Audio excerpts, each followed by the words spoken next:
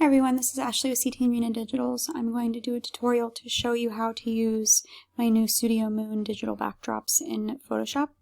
I have opened the image that I want to use and have opened the backdrop that I want to use. I'm going to come over to my image with my subject, and I'm going to go to my quick selection tool and select subject up here at the top. If you have your contextual taskbar open to select subject, you can do it that way too, or however you like to do it typically. Wait for that to work. And then I'm just going to zoom in real quick and just make sure that the bigger parts of my image are selected. You can use your plus and your minus tool up here to brush on and brush off that selection. I'm going to leave these one, actually I'm going to get rid of that one, these two right here, and I'll fix that when I put it in the backdrop. Okay, I'm going to zoom out and I'm going to go ahead and duplicate my layer and create a layer mask, and then I'm going to click on my background layer. I'm going to come over to my digital backdrop, I'm going to select all, edit and copy. And then I'm going to go to edit and paste into my image here. Okay, so I'm going to resize this real quick. You need to play around with it if it doesn't match the orientation of your image. Click that check mark, and the first thing that I notice is the light is coming from the opposite direction, so I'm going to go ahead and do that first before I do anything else. Okay, and then I'm going to grab my subject layer up here at the top and use my move tool. Oops, not to make her super tiny, just to move her within the image. Now I used an image that has some of the same color tones in the backdrop as my original image.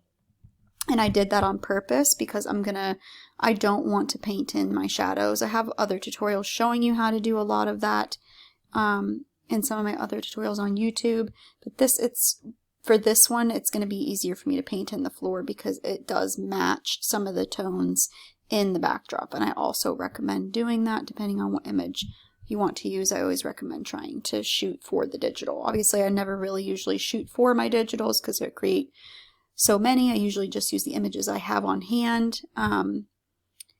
But this one ended up working pretty well. So I'm going to come up here. Once you get your subject sized to the proportions that you want within the image, you can make them closer to the moon, or you can move them further up here or wherever you want to place them. But this backdrop specifically has the depth of field has this part of the floor in focus, so I'm going to be having her stand on that part of the floor, and then I'm just going to kind of play around with how big I want her to seem in this image.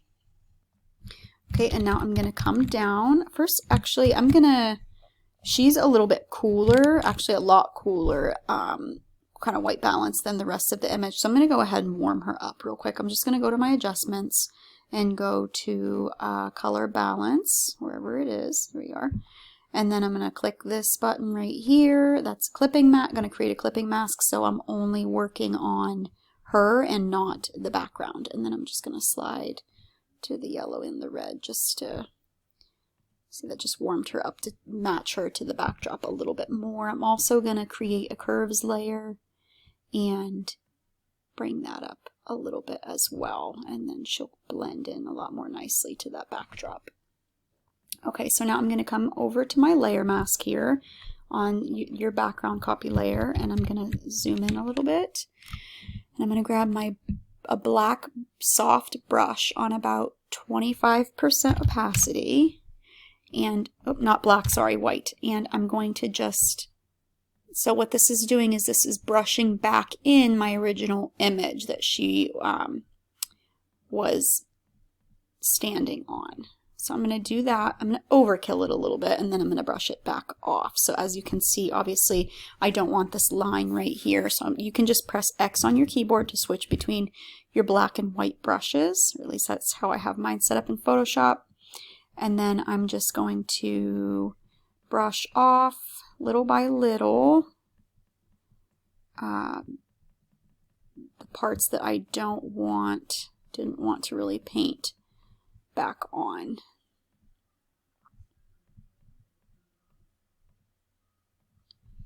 Okay, and I'm going to zoom in here. Lower my brush. I'm going to up my opacity now, and I'm going to switch to my white brush, and I'm just going to go over her dress and her toes real quick in case I brushed any part of that off. I don't want that to be, obviously don't want to brush any of that off.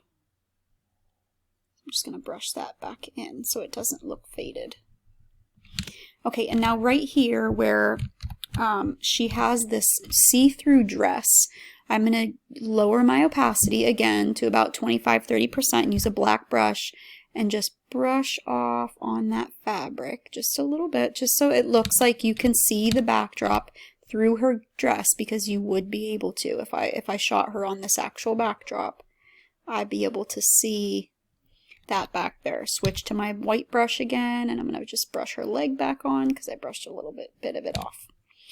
And then you could even do a little bit like right here. I would lower the opacity a little bit on that part though, and just brush that off just a tiny bit.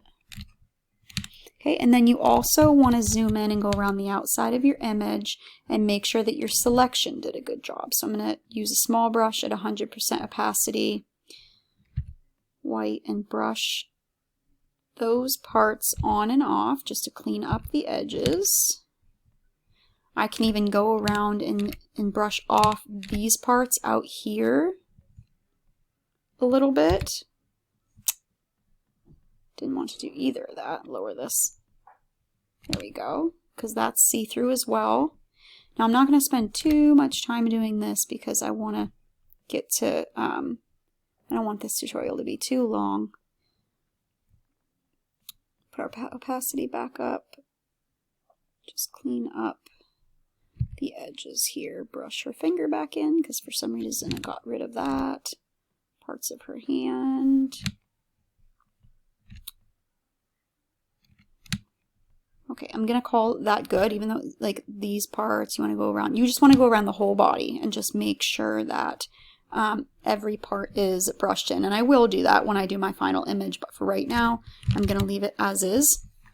And then the background's sharp here, and we don't want that because we have quite a bit of separation here between her and the backdrop. So we want to add depth of field or blur. So we want to go ahead and duplicate the background layer.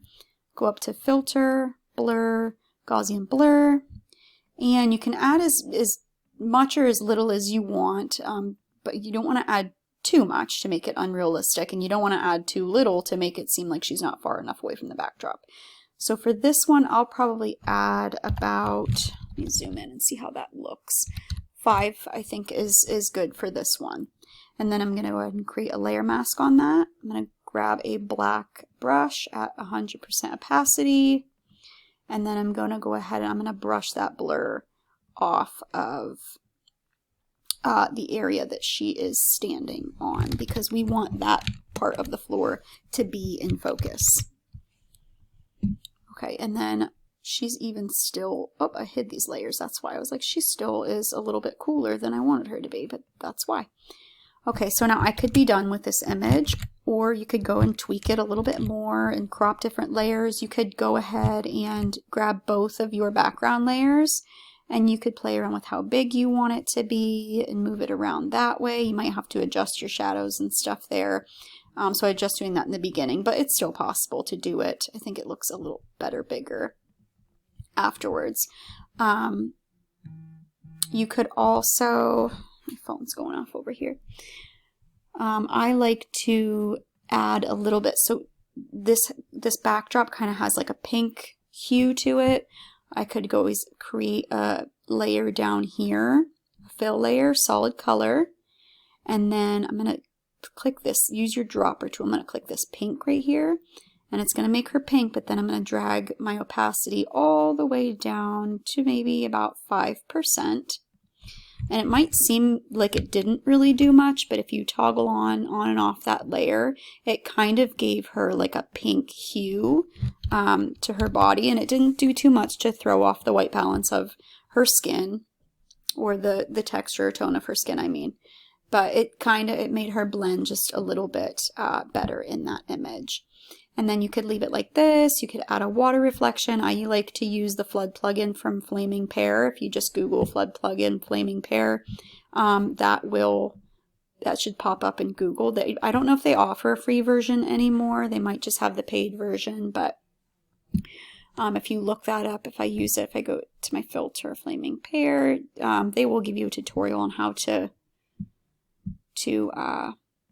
install it in Photoshop. And this is an affiliate. I don't have anything to do with them. It's just something that I use often, and people ask me how I do the reflection, and that's how. You could just do that one. I could add a little bit of waviness or altitude. Press OK, because this one would be a pretty one to do water reflection. And I actually have one of my backdrops in this collection already has a water reflection in it, so that might be a good thing to grab to use with that one. But I thought these would be really pretty. If you have any questions, you can send me a message. If you are a studio photographer, I would love for you to join my group on Facebook. I will link it in the description. And if you would like more to be notified when I post more free tutorials like this one, go ahead and subscribe and follow the YouTube channel. I wanted to add on to this video before I posted it, so this is a nice little sneak at the end, I guess. Just another way to use these, because I kept editing this session and realized I forgot to show them how to use them as like an actual overlay instead of just the backdrop, which some people, actually a lot of people do, because it's easier. If you do the same as selecting the subject on your layer, I'll go to my quick selection tool, select subject, wait for that to work, or however you do it. Some people do the paint on selection, some people do the lasso, however you do it. It's taking a while for whatever reason. Okay, and then just check your edges, they look fine. Go ahead and duplicate, select your background layer. I have opened this one that I'm going to use. Select all, edit, copy, edit and paste. Okay, and then I'm going to, oh, I messed up. I didn't create my layer mask, sorry. I'm just going to go back, create that layer mask after you do your selection, and then click your background layer and paste your background onto there. And then I'm going to flip it again, resize, flip it because the light's coming from the opposite direction. And then I want to match, so I already have a crease in my backdrop right here. And this overlay, or this backdrop, digital backdrop, has a crease in it. So I'm going to line those up, but first I'm going to change it to soft light blending mode. And then I'm going to match that crease. Okay, and then to make it easier on myself, you could try to extend this or move your subject up, but I'm actually just going to crop to 5:7. I'm going to come down here, and then as you can see, it's going to leave a space there. But then all I have to do is come up here on my original layer. I'm going to grab my brush, my healing tool here. Sorry, wrong layer. Bottom layer. And I'm just going to extend the original. What that did is I extended my original floor. You can hide that overlay or that digital backdrop if you want. And since I extended that original floor, now my overlay will just work like normal on that. And then again, you would want to zoom in and check your edges and just make sure that the overlay isn't like on her skin, which it is here. So we're going to use a brush at 100% opacity, a white brush, and then just brush it off of the areas that we don't want it. And go back and forth, brushing off and on your edges until your edges are good. And then also click on your digital background layer. So if I zoom in, you can see it's really sharp right now. I want to add that blur. So go to Filter, Blur, Gaussian Blur, and then 4 is good. I might do like 3.5. and done. And that's a really pretty pretty overlay for that image. I was playing around with this and then realized I forgot to include that in the tutorial, so I came back.